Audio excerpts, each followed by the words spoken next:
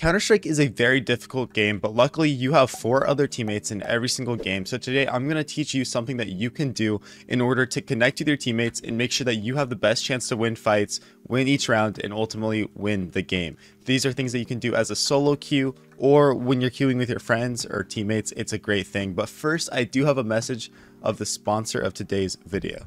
Thank you to the sponsor of today's video, Skins Monkey. They are one of the greatest and easiest to use CS2 trading sites out there. You can swap out the skins you do not like for brand new ones that are so much more fresh.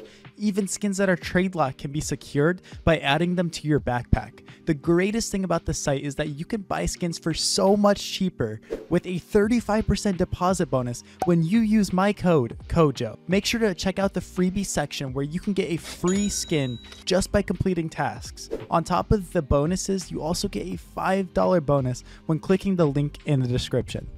Alright, so a lot of you guys do play matchmaking and faceit solo queue, and that is great. I'm going to show you some things that you can do with the random players in your lobby. If you guys play with friends or teammates, that is even better. You can send them this video, you guys can watch this together and learn what to do. One thing that I see players doing extremely wrong in most of their games is taking fights by themselves. Take mid here on Mirage. You know, maybe you're opping window, and it's great to post here early because you have the op and you can get the kill.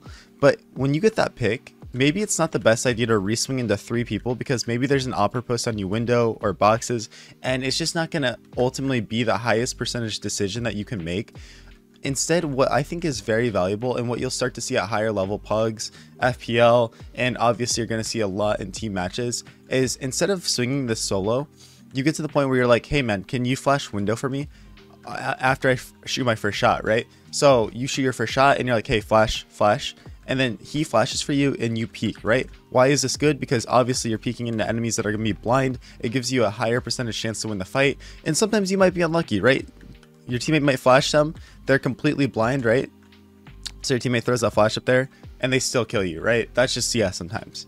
What you can do to take this a step farther though, and this is where it really pays off to have friends and, you know, not necessarily random players in the pug, is be like, you communicate with your teammates. You're like, hey man, can you swing con off of this flash, or can you swing catwalk off of this flash? And now you have 3 people peeking mid. You have one guy swinging down here with the flash. You have one guy swinging up here with the flash, right? Maybe he has to play more passive because there could be someone chair. Boom, flash. And then obviously you're peeking window with the flash.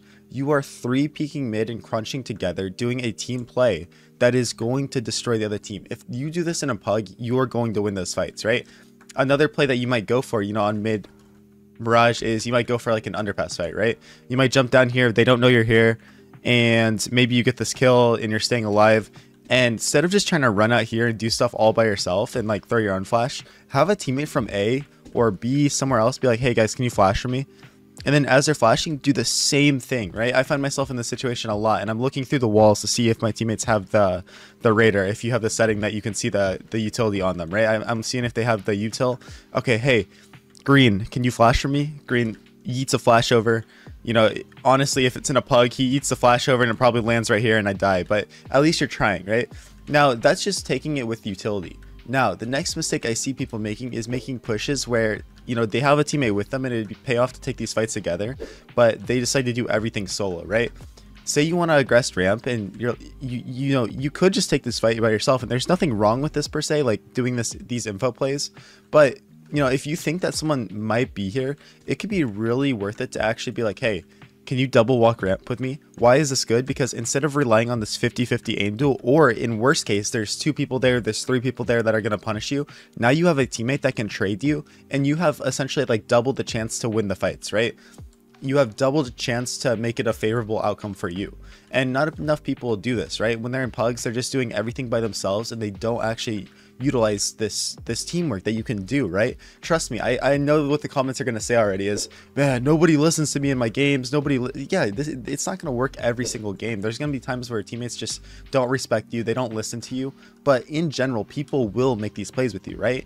And you can take it a step farther. You can call setups, and especially if you have a friend, literally running setups is how you are going to connect with each other and destroy the other team, instead of just hoping that you have insane aim and you can just aim duel everybody. That's not going to work, right? Even the best players in the world that have this insane aim and do all these things rely on setups, rely on flashes, rely on all these things. Do a setup where you have a guy jump spotting B like this, And so from their perspective, they just see this guy jump spotting. They're like, oh, he's jump spotting, right? And as soon as you take contact, drop your smoke down here and play back. Maybe you jump through it. But the whole strategy is to do that while you have a guy sitting up here on balk, right? So they're going to run right past him because they think that there's no way anyone's balk because you're jump spotting, right? So then they're coming out here, and then you can trigger discipline, dead, you know, and then as soon as you start shooting, your teammate can actually like start sliding back through here and trading with you. That's Counter-Strike, man. That is Counter-Strike. That's how you play the game, right? Counter-Strike is not just running around doing whatever you want and hoping that you win all of your fights. Oh man, I lost all my games today because I just wasn't warm, or I just wasn't feeling it today. Okay, well, if you're not feeling it today, really try to do these setups and you know, make life easier for your teammates. One thing that I love to do with my teammates, my players that I play with, is say my teammate push Palace, but we know that people are near A. What I'll do is after he pushes Palace, I'll literally smoke Palace off. And you're like, Koja, that is the dumbest thing I've ever seen. Why would you smoke Palace off? Because if anyone's sitting here close ramp, they're like, oh guys, they just smoked Palace. Just smoked Palace. And you know what that's going to do? In their mind, there's no way anyone's all the way through here. There's no way somebody pushed through because the CTs just smoked Palace. Why would they do that if someone's through?